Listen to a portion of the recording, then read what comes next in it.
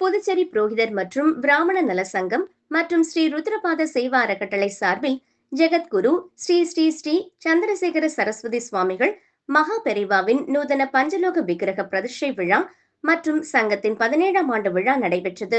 லாஸ்பேட்டை குறிஞ்சி நகரில் எழுந்தருளியுள்ள ஸ்ரீ வலம்புரி விநாயகர் ஆலயத்தில் நடைபெற்ற விழாவில் ஸ்ரீ ஸ்ரீ ஸ்ரீ ஜெகத்குரு ஆதிசங்கர பகவத் வாத சுவாமிகளின் அனுகிரகத்தால் சங்க மூத்த உறுப்பினர் துரைசாமி ஐயர் அவர்களின் பெரும் நிதியுதவியால் ஜெகத்குரு காஞ்சி காமகோடி பீடாதிபதி ஸ்ரீ ஸ்ரீ ஸ்ரீ சங்கர சந்திரசேகர மகா பெரிவா நூதன பஞ்சலோக விக்கிரக பிரதிஷ்டை செய்யப்பட்டது.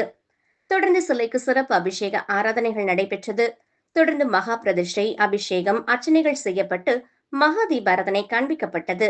இதில் ஏராளமான பக்த கோடிகள் மற்றும் புரோகிதர்கள் மற்றும் பிராமண நலசங்க நிர்வாகிகள் பலர் கலந்து கொண்டு சிறப்பித்தனர்.